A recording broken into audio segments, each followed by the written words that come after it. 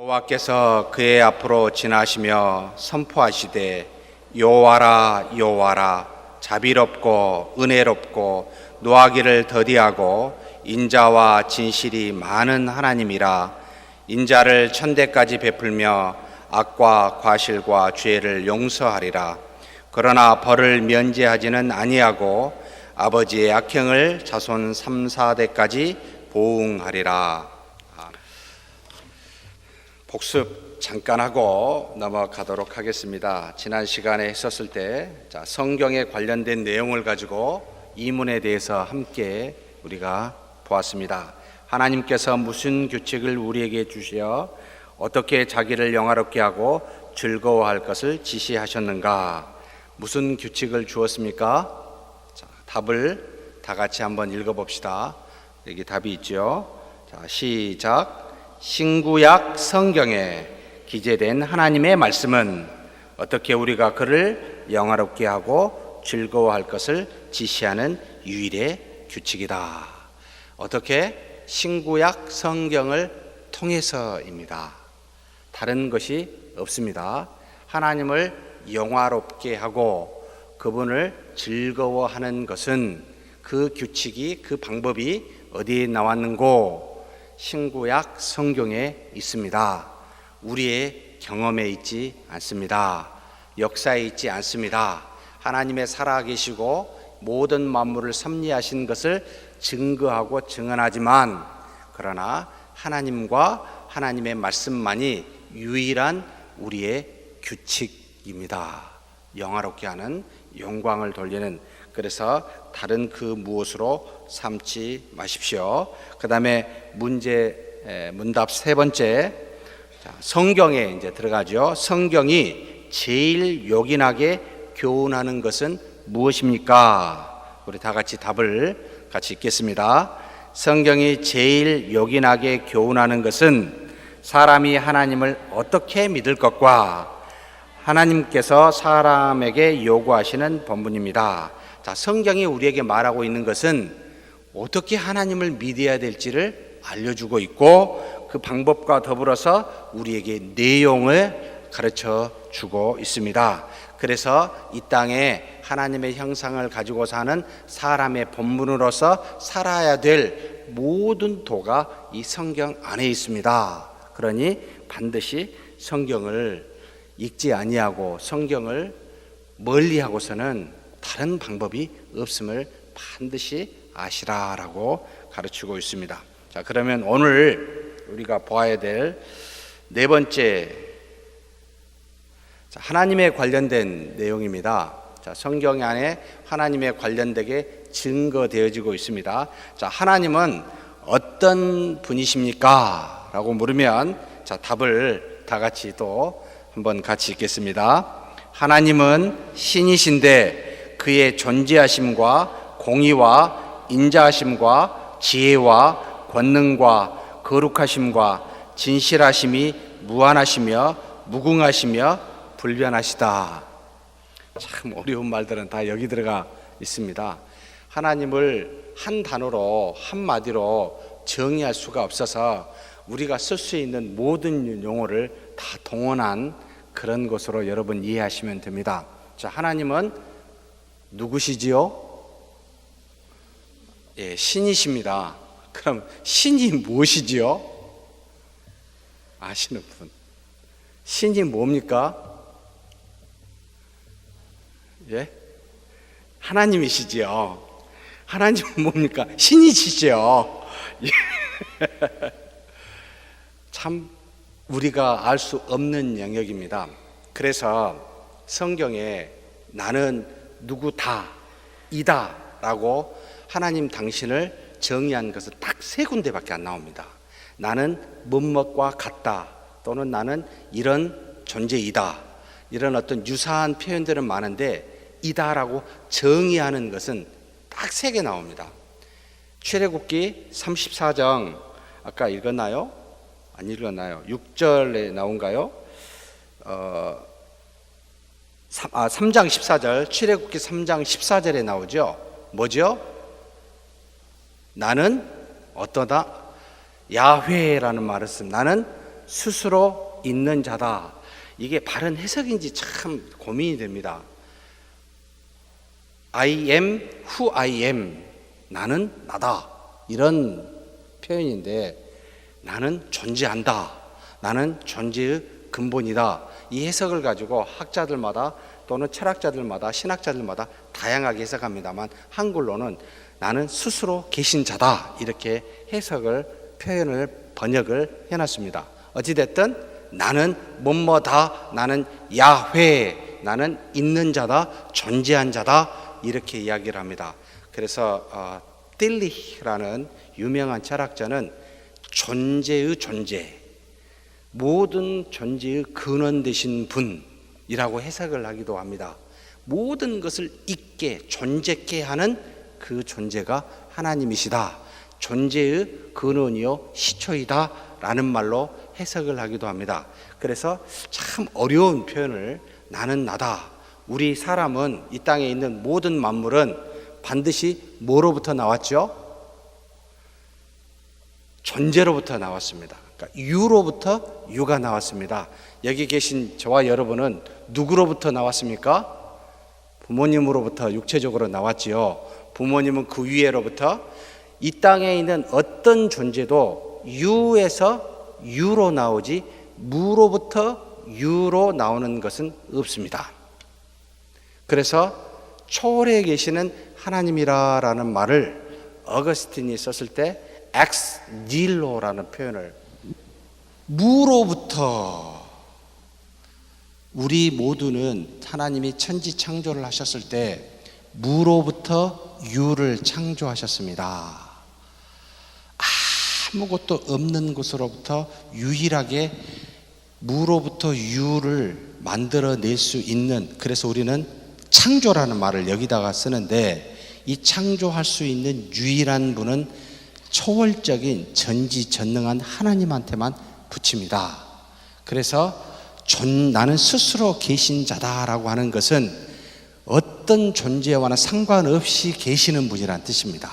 그래서 이 땅에 만들어진 그 어떤 피조물의 구애나 속박이나 영향을 받을 수 없는 분이라는 의미로 무로부터 유를 창조하신 하나님, 우리 사람이, 피조물이 절대로 도달할 수 없는 그 어떤 존재라는 그 의미로 이해를, 신에 대해서, 하나님에 대해서 이해를 해야 된다. 야훼라는 표현을 쓸 때는 그와 같은 개념이다라고 생각하셔야 됩니다. 그래서 이성의 범주 안에 들 수가 없습니다. 그래서 하나님을 이해한다라는 부분은 불가능합니다. 그래서 하나님에게는 두 가지 큰 속성이 있습니다. 어떤 속성이냐면, 인간의 이성으로 이해할 수 있는 가해적 속성이 있고, 인간의 이성으로 이해할 수 없는 불가해적 속성을 가지고 있습니다. 가해적 속성이라는 것은 하나님이 만들어주신 피조물 안에 그 어떤 것을, 당신을 담지할 수 있는 영원하신 능력 또는 신성을 그 안에서 이성으로 깨닫고 알 수 있도록 주시는 그 무엇, 이것은 가해적 하나님이라고 이해를 하고, 이 이성 범주 밖에 초월해 계시는 하나님은 이성으로 불가능해요. 그래서 아무리 이성으로 뭐라고 해야 되죠? 최고의 경지까지 가도 하나님을 알 수 없는 영역이 존재합니다. 이 영역을 신비한 영역이라는 표현을 쓰고 있습니다. 그래서 하나님은 신비의 영역이 있어서 이 영역은 어떻게 해야 됩니까? 믿음으로 수납하는 것밖에 없습니다. 받아들이는 것밖에 없습니다. 야훼, 스스로 계신 자다, 존재의 근원이다, 초월적 하나님이다, 이해 안 돼요. 믿습니다. 그런데 하나님이 만드신 피조 세계 안에, 만들어진 세계 안에는 하나님과는 완전히 상관없는 것이 아니라 하나님의 그 어떤 것을 담지하고 있으니 찬찬히 살피면 혹 더듬어서 하나님을 알 수 있는 길들이 있습니다.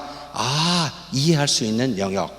그래서 예수 그리스도는 이 땅에 오시기 이전에는 로고스로서 불가해적 영역에 속하다가 우리에게 눈높이에 맞춰 성육신하시에 오신 것은 우리로 하여금 만져 깨달아 알 수 있도록 우리의 영역으로 낮아지셨다. 가해적 속성으로 이 땅에 오신 겁니다. 그래서 내가 아는 것만 하나님이라고, 내가 경험한 것만 하나님이라고 여러분 생각하고 마음속에 그리게 되면 큰 오산입니다. 그 이성도 완전히 다 작용을 못해서 일부만 알 뿐인데, 이성이 아무리 작용을 하더라도 도저히 알 수 없는 하나님이 그 어떤 부분이 존재하는데, 여러분이 그 조그만 경험과 이해했던 것으로 하나님은 이런 하나님입니다라고 생각하여 고정적 하나님의 상을 여러분이 그려버린다면 심각한 문제가 발생을 합니다. 그래서 성경을 읽을 때 겸손해야 됩니다. 알 수 없는 하나님의 영역도 이야기해 주고 계십니다. 이게 바로 스스로 계신 자라. 이것을 요한복음 4장 24절에는 두 번째로 하나님은 뭐뭐다라고 정의한 게, 하나님은 우리가 방금 읽었죠? 뭐라고요? 영이시니 예배하는 자가 성령과 진리로 예배할지니라. 영이 뭔지 아신 분? 영이 뭐죠? 예? 뭐라고 하시는데 제가 안 들리는. 영이 뭡니까? 영? 혹시 영을 보신 분? 혹시 만져보신 분? 영이 뭐죠? 우리의 이성의 영역 안에 있을까요? 없을까요? 네? 이 부분도 우리는 이렇게 이해를 합니다. 영을 몰라요. 그래서 육체가 아닌 보이지 않는 그 어떤 영역으로 정의합니다. 모르기 때문에. 육체의 부분은 만지고 경험하고 인식이 가능한데 인식이 안 돼요. 여러분 혹시 영이 어디에 있는지 아시는 분? 우리 안에 영이 있지요.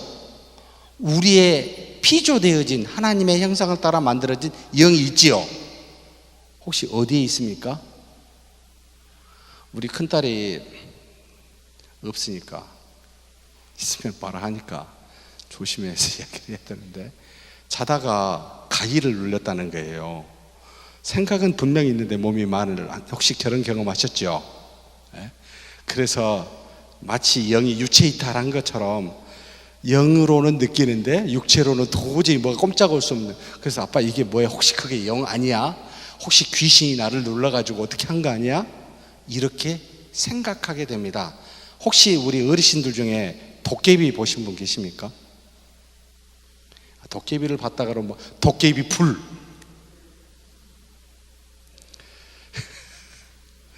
어떤, 혹시 낮에 보신 건가요? 밤에 보신 건가요?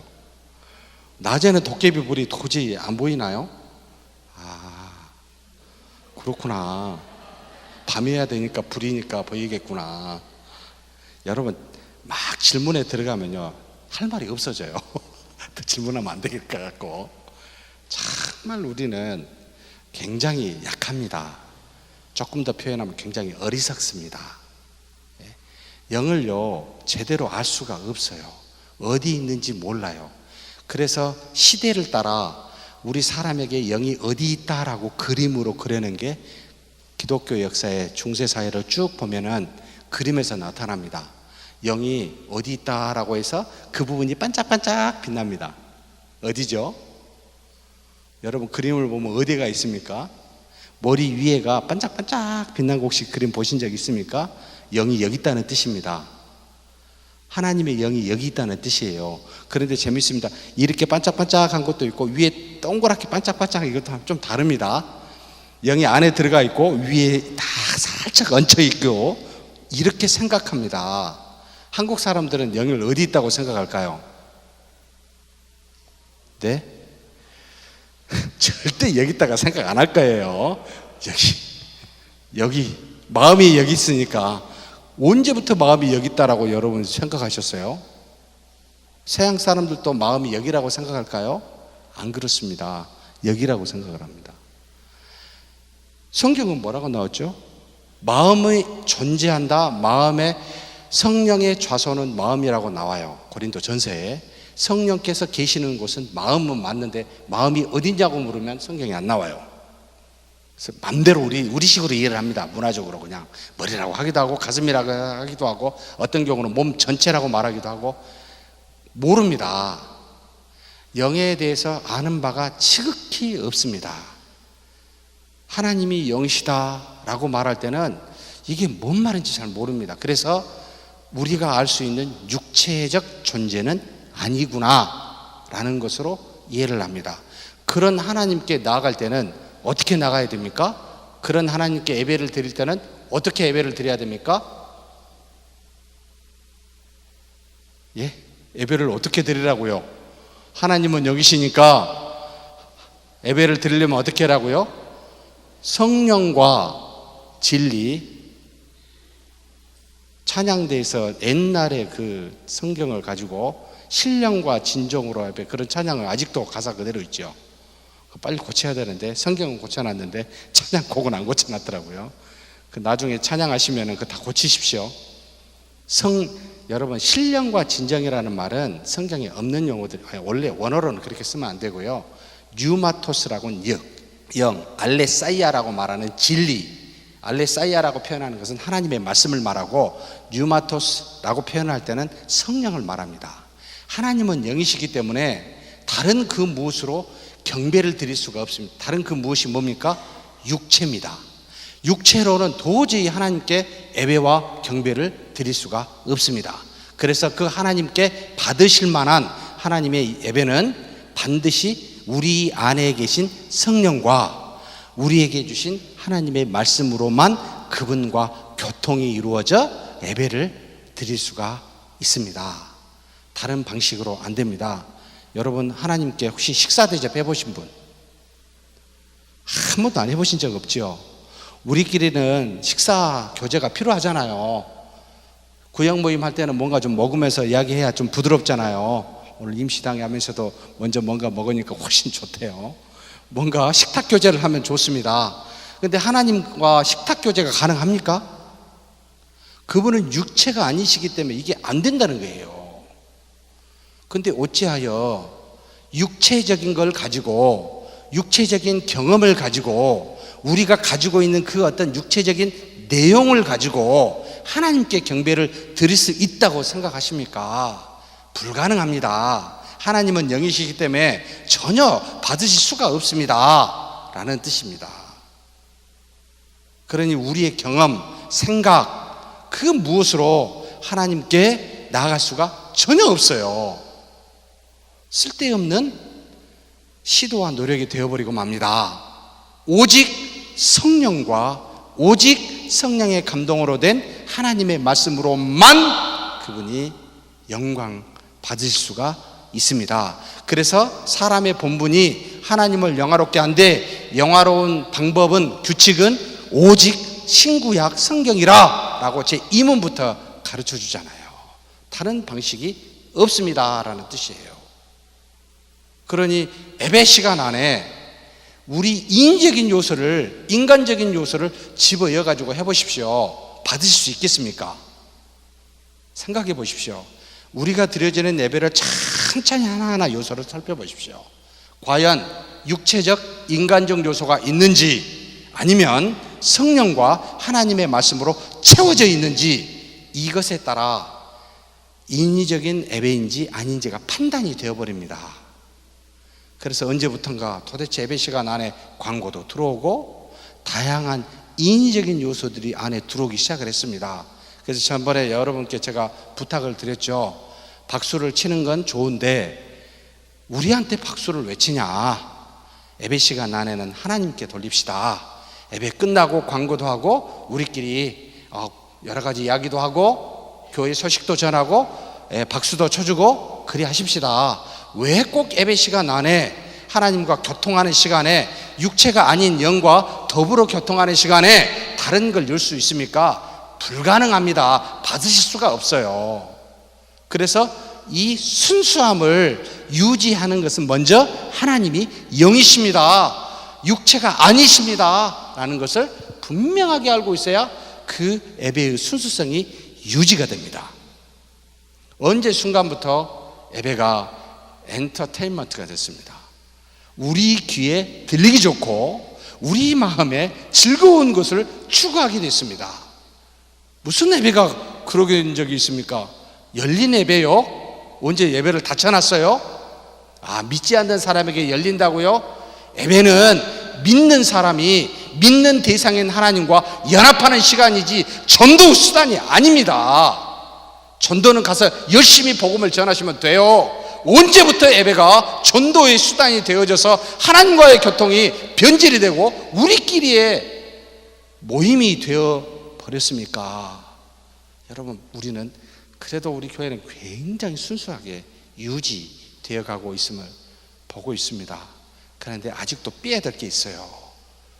여러분, 우리끼리는 육체적인 것은 하나님께 상관이 없어요. 받으실 수가 없어요.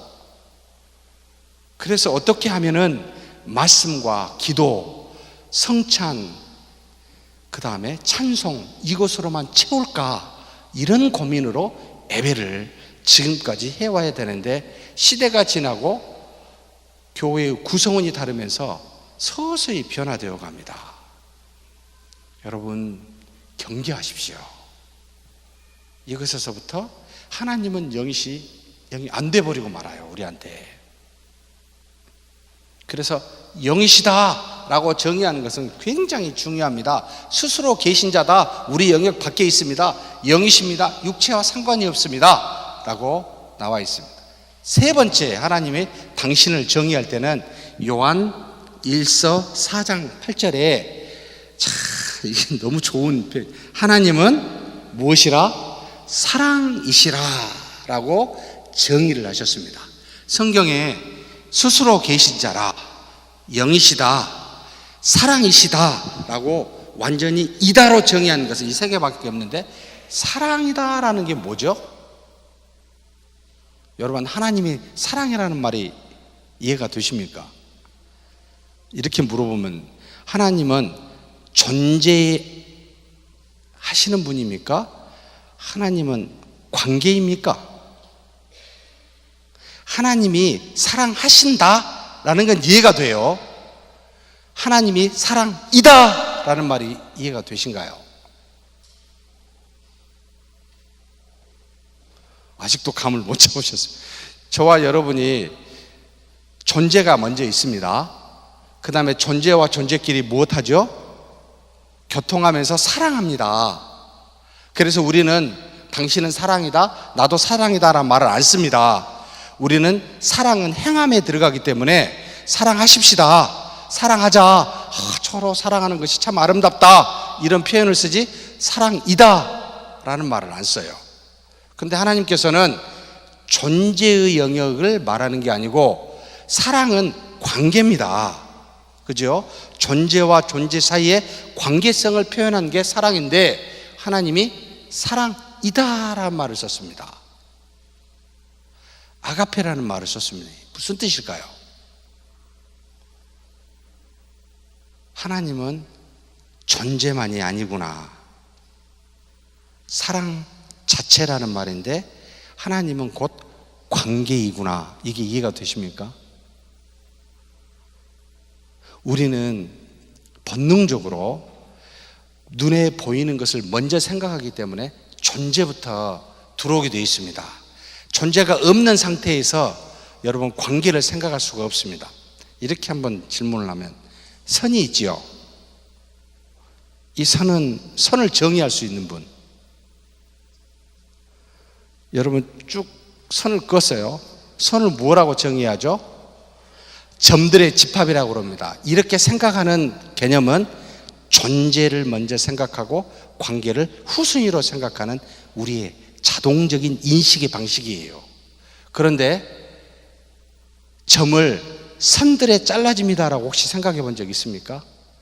관계를 먼저 생각을 하고 뒤에 존재를 생각하는 것은 굉장히 어려운 방식이에요. 그런데 하나님께서는 존재만이 아니라 자신을 정의할 때 나는 관계다, 사람과 사람 사이에 사랑이 존재하고, 그리고 부모와 마치 자녀 간에 그 사랑이 존재하는데 사랑 자체가 하나님이다. 이해가 되신가요? 정말 놀라운 말씀입니다. 이 땅의 모든 존재 안에 관계성을 이루고 있는 이 사랑이 곧 하나님이시라는 겁니다. 하나님 당신이라는 겁니다. 그래서 하나님은 한 분으로 존재할 수 있습니까? 없습니까? 이게 우리 이성의 마지막까지 갈 수 있는 부분인데, 하나님이 삼위일체로 세 분으로 계실 수밖에 없는 필연성이라고 우리가 이야기를 합니다. 하나님은 사랑이시기 때문에 홀로 있을 수가 없는 분입니다 라는 말로 여러분 우리가 해석을 하기도 해요. 하나님은 절대로 그래서 이 땅에 홀로 독처하는 것이 보기 좋지 않을 수밖에 없어요. 왜냐하면 사랑이라는 것이 당신의 본질이기 때문에 반드시 어떤 존재는 사랑하며 살 수 있도록 만들어 놨기 때문에 무언가 대상을 줬습니다. 그래서 이 세상에는 반드시 뭐가 있어요? 암컷과 수컷이 존재합니다. 동물과 식물 전체가 다. 왜 이렇게 나왔죠? 단순히 후손을 주는 정도에 머무르는 것이 아니라 하나님은 사랑이시기 때문에 그 사랑의 속성이 반영이 되면 만들어진 눈에 보이는 피조세계가 이와 같은 형태를 띌 수밖에 없습니다라고 우리의 이성이 결과론적으로 바라보고 해석을 할 수밖에 없는 하나님은 사랑이시니까 그렇구나라고 알게 됩니다. 그래서 사랑을 안 하면 무슨 문제가 생겨요? 본능입니다. 사랑이 안 하면 정신병이 걸려요. 문제가 생겨요. 모든 피조물 자체가 하나님이 만드셨다면 이 사랑의 본질이 전부가 다 들어가 있기 때문에 여러분 반드시 교통은 다른 말로 말하면 사랑이라는 거예요. 이게 이루어지게 되어 있습니다. 하나님이 만드신 피조 세계에서. 근데 어찌하여 교통을 자르시냐는 거예요. 왜 단절하시냐는 거예요. 이게 죄라는 거예요. 우리 사이에 계속 나는 이 사람만 좋아해, 저 사람은 싫어, 뭐 이유가 있죠. 단절은 여러분 하나님의 속성에 근본적으로 어기는 것이 돼요. 그래서 그걸 죄라고 이야기를 합니다. 여러분의 사랑의 범주가 어느 정도입니까? 작을수록 죄가 많고 넓을수록 죄가 작습니다. 여기 계신 분 전체를 사랑하십니까? 이유 불문하고 호불호를 떠나서 과거의 경험을 떠나서 더 나아가 인류 전체를 사랑하십니까? 회교 모슬림이라 할지라도 불교인이라 할지라도 사랑하십니까? 이게 하나님의 본질이라니까요. 더 나아가서 인류를 초월해서 만물을 사랑하십니까? 길에 지나가다가 발을 톡 돌을 차는 이 뭐야? 너무 사랑스러운 하나님의 피조물이다. 그리고는 피해가요. 조그만, 여러분 혹시 이런 말을, 중들이 지팡이를 왜 가지고 다니는지 아신 분? 요즘 중들이 지팡이를 별로 안 갖고 다닌가요? 옛날 중들이 지팡이를 갖고 다녔죠. 왜 그런지 아세요? 예? 이리 오너라, 비켜라, 내가 나간다. 혹시 미물이라도 내가 발로 밟아 죽이지 않기 위해서. 자, 배울 만합니다. 하나님이 만드신 피조물이라고 생각을 하면 여러분 전체에 대해서 다시 살펴야 됩니다. 하나하나 살펴야 됩니다. 그렇게 생각하면서도 우리 집 고양이를 왜 그렇게 사랑이 안 되는지 모르겠어요. 어떻게 하면 고양이를 없애버릴까 생각만 맨날 해요. 근데 여러분, 만물까지 사랑하는 하나님은 사랑이시다. 기억하십시오. 사랑 자체입니다. 그래서 믿지 않는 사람에게도 하나님이 만드셨기 때문에 그들도 사랑의 모습들을 다 가지고 있습니다. 하나님이 그 안에 계십니다. 하나님이 존재하십니다. 말해주고 있는 거예요. 하나님은 단순한 존재만이 아니라 관계이시기도 하구나. 철학적 사고로 하셔야 돼요. 그래서 우리의 생각 범주 안으로 존재만을 생각하시면 안 돼요. 그분은 신이시기 때문에 관계이시기도 합니다. 그래서 being and relation이라는 말을 씁니다. 존재와 관계를 포함한 분이 하나님이시구나. 제가 이런 이야기를 재미없지요? 불현듯 내가 왜 이 이야기를 할까? 하나님이 인도하심 속에 있다고 믿습니다. 하나님은 신이십니다. 신을 세 가지로 표현했습니다. 야훼, 영, 사랑이라는 말로 이것을 우리에게 성경에서 가르쳐 주었습니다. 이걸 우리가 담지하고 있습니다. 그러면 스스로 계신 하나님의 형상을 닮았다는 이 세 가지 존재를 우리가 지금 담지하고 있는데, 야훼다라고 하는 것은 무엇으로 우리가 담지하고 있을까요? 물론 우리가 존재하니까 그런 것도 되지만 무엇으로요? 알파와 오메가 되십니다. 처음이요 끝이 되십니다.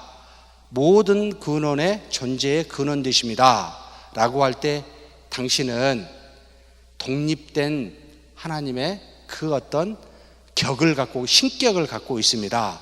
이것이 우리에게 전가된 게 뭐죠?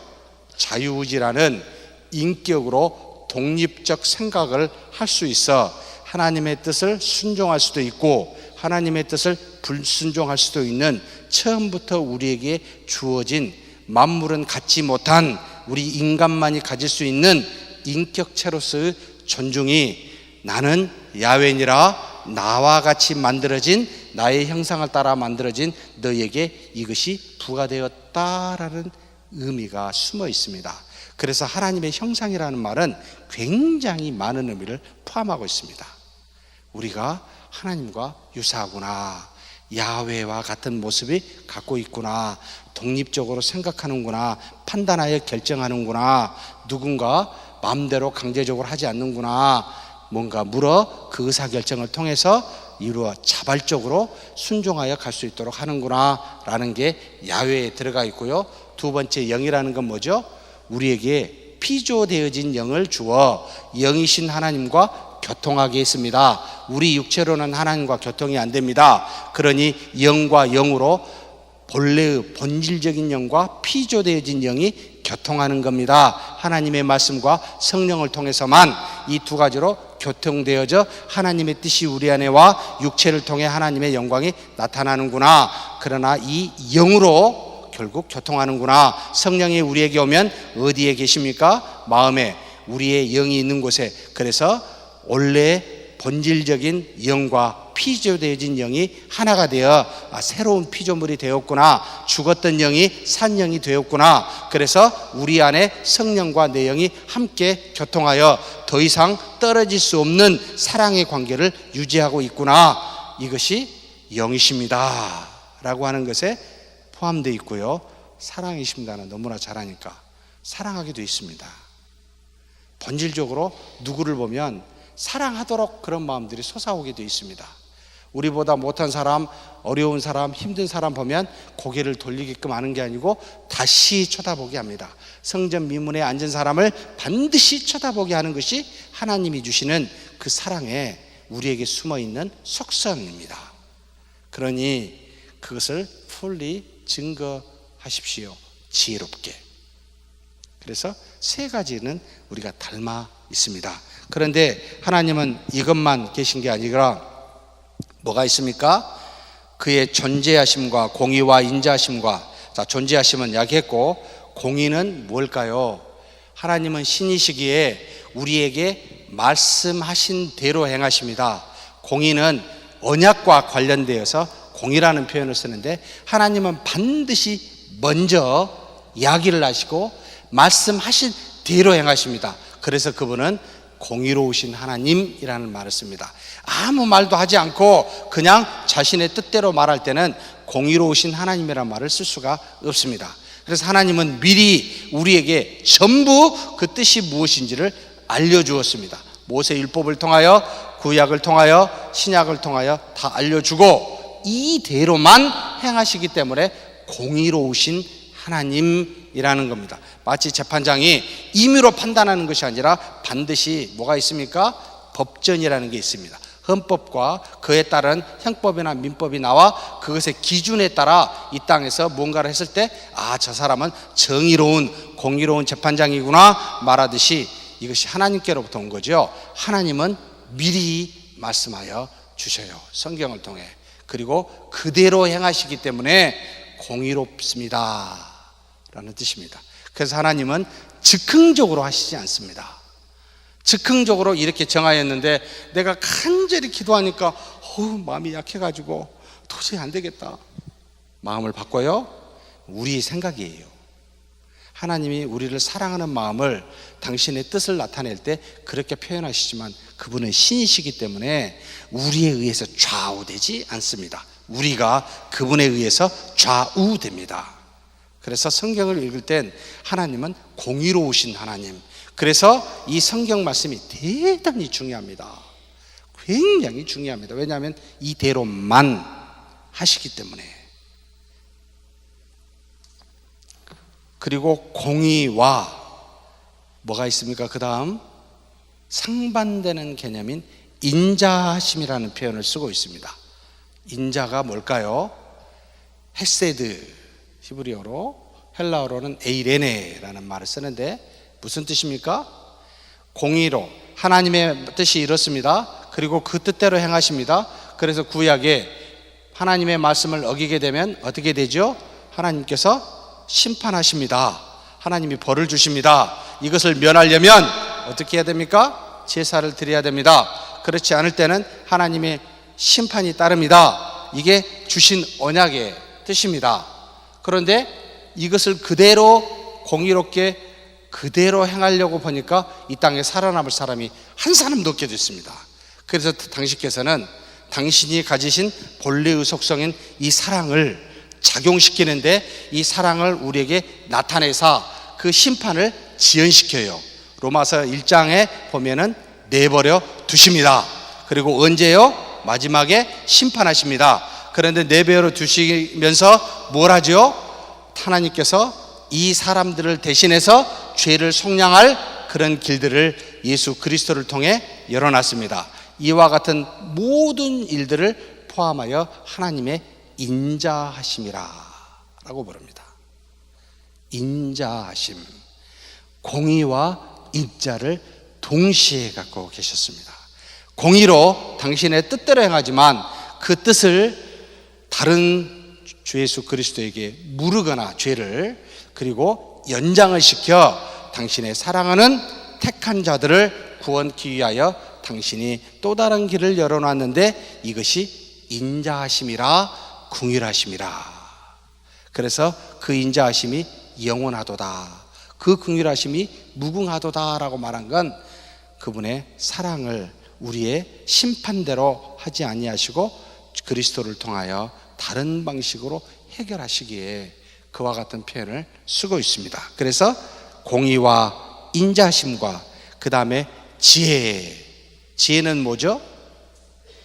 하나님의 뜻이 무엇인지를 알만한 능력을 말합니다.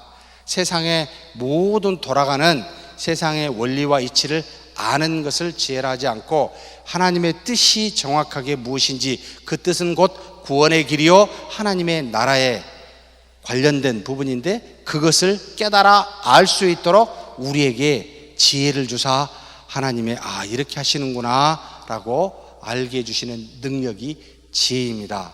지혜가 있으십니까? 좋지요. 없으면 어떻게 해야 됩니까? 후히 꾸짖지 아니하시고 후히 주시는 야고보서 1장에 나왔죠. 하나님께 구하십시오. 우리가 이 땅에 살면서 이해가 안 되는 부분이 되게 많습니다. 왜 이해가 안 되냐면 미래를 모르기 때문에요. 우리는 항상 현실이라는 현재의 시점에 살고 있습니다. 과거는 이렇게 해석할 수 있습니다. 지금 일어난 일들은 모르는 일들이 되게 많습니다. 왜 내가 지금 아파서 병원에 있었지? 내가 왜 암이 걸렸지? 왜 내 가정에 이런 엄청난 우환이 왔지? 잘 모릅니다. 한 3년 지나면 이것 때문에 그러셨구나. 그때 알겠죠. 우리는 미래를 모르기 때문에, 하나님이 어떻게 인도하심을 모르기 때문에 전혀 지혜가 없습니다. 그 뜻을 모릅니다. 그래서 여러분 그것을 알고 싶으면 어떻게 해야 됩니까? 구하여 물어보십시오. 왜 이런 일들이 나에게 일어나고 왜 우리 교회가 이런 어려움을 처하게 되었습니까? 물어보셔야 됩니다. 우리는 어리석어 미래를 알 수 없기 때문에 하나님이 혹 알려주시기도 하고 안 알려주시기도 합니다. 한참 지나놓고 10년 뒤에 보니까 이건 필연적으로 반드시 있어야만 했구나 라고 느낍니다. 마치 주 예수 그리스도께서 반드시 죽으셔야만 했겠구나 라고 한참 뒤에 제자들이 깨달을 수 있었듯이 우리도 하나님께서 지혜를 주셔야만 그 하나님의 뜻이 무엇인지를 정확하게 알 수가 있습니다. 지금은 모르니까 물어야 됩니다. 묻는 것을 뭐라 하죠? 기도하셔야 됩니다. 언제 하십니까? 알아서 하신가요? 알아서 하리라고 믿습니다. 지혜가 많으신 분은 안 하셔도 돼요. 저는 지혜가 전혀 없어가지고 기도를 안 하면 도대체 살 수가 없습니다. 무엇을 어떻게 해야 될지 정말 모르겠습니다. 굉장히 많은 일들이 놓여 있고 무엇을 선택해야 될지 모를 때는 그냥 기도하는 것밖에 없습니다. 하나님, 당신의 뜻이 어디 있습니까? 물어야 됩니다. 그런데 그분의 뜻을 따라 결정을 해야 되는데 우리는 너무나 우리의 소견에 좋은 것으로 격의 경험에 따라서 결정하고 생각하도록 늘 가버리는 게 문제입니다. 여러분, 전부 안경을 벗어야 돼요. 이 안경을, 색깔을 쓰고 있는 안경을 보면 모든 게 빨갛게 보여요. 이게 빨가니까 아무리 봐도 빨간 것밖에 안 보여요. 파란색 바꿔보십시오. 파란색밖에 안 보입니다. 안경을 벗을 수 있어야 되는데 이것을 컬처럴 백에지라고 이야기합니다. 우리가 경험한 문화적인 어떤 짐들이에요. 경험되어진 짐들이에요. 이걸 가지고 성경을 보고 이걸 가지고 일어난 일들을 판단하니 계속해서 자기 생각대로만 판단하고 결정하게 됩니다. 그래서 예수님이 뭐라 하죠? 누구를 죽이라고요? 여러분을 죽여버리라고는 말씀하시죠. 누구를 죽이라고요? 자기를 죽이라고요. 나를 어떻게 죽입니까? 내 생각을 죽이라고요. 내 생각이 뭡니까? 과거의 경험이요, 쌓았던 지식입니다. 이걸 죽여버리라고요. 그래야만 하나님의 뜻이 보인다는 겁니다. 의외로 어렵습니다.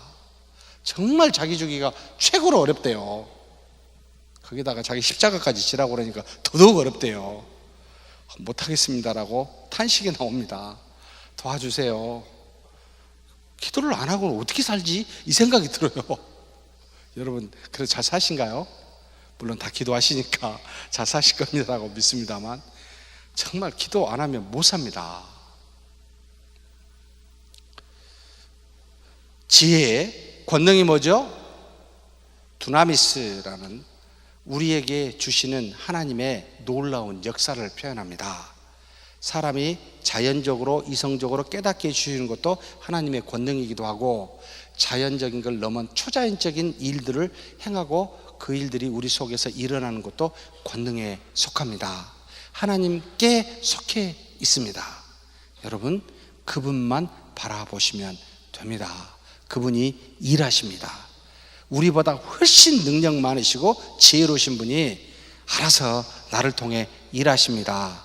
그러니까 우리 제발 도토리 키재기 하지 마십시다. 우리는 비슷비슷해요. 저 사람 악하다 해도 또 까보면 나랑 비슷해요.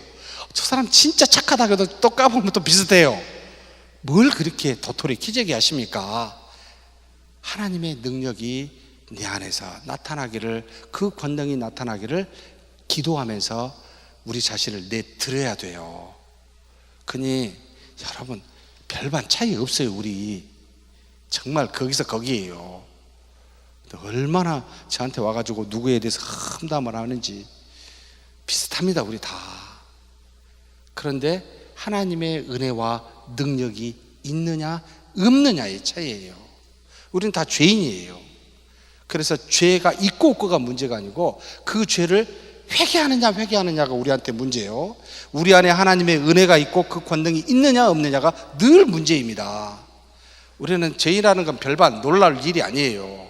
누구에 대해서 열심히 막 다 그래요. 비슷해요. 근데 놀랄 만한 것은 믿는 자에게 어찌하여 경건의 능력이 없냐는 거예요. 어찌하여 그런 은혜가 없냐는 거예요. 어찌하여 그리스도와 같은 긍휼과 사랑이 우리에게 없냐는 거예요. 이게 놀랄 만한 거예요. 하나님이 안에 계시는데 왜 이와 같은 권능이 안 나타납니까? 이상하지 않습니까? 그래서 경건의 모양은 있으나 경건의 능력이 없다라고 말하고 있는 야고보서의 한탄을 우리가 좀 봐야 되겠죠. 거룩하심이라는 표현을 썼습니다. 거룩은 구별되다, 분리되다, 세상에 있는 것과 다르다. 하나님은 우리 안에 계십니다만 우리와 똑같지 않습니다. 그러니 우리가 하나님이라고 생각하시면 곤란합니다. 하나님이 우리를 통해 역사하시지만 우리와는 질적으로 다른 분이셔요. 거룩하신 분이셔요. 초자연적인 분이셔요. 능력이 많으셔요. 당신의 뜻대로 이끌어 가시는 분이에요. 우리의 생각대로 좌우되신 분이 절대 아닙니다. 그래서 우리가 하나님께 기도하여 우리의 기도를 들어 응답해 주시라고 여러분 하나님께 말하기보다 하나님의 뜻이 무엇입니까? 내가 그 뜻에 굴복하겠습니다라고 말하는 것이 우리의 모습이어야 됩니다. 어찌하여 구하기만 하고 듣지를 않으십니까? 하나님이 뭐라고 말하고 이렇게 하라고 말하는데 그걸 듣지는 아니하고 원하는 바만 구합니까? 하나님이 우리 종입니까? 아니잖아요. 우리가 하나님의 부리는 도구이잖아요. 그분은 신이십니다. 거룩하신 분입니다. 그런데 내 인생의 목적이 되고 하나님이 그 인생을 이루게 하시는 어느 순간 수단이 되어서 이리해 주십시오, 저리해 주십시오. 얼마나 교만합니까? 안 그렇습니까? 하나님 뜻이 무엇입니까? 내가 어떻게 하기를 바라십니까? 하나님 뜻대로 행하게 해 주십시오.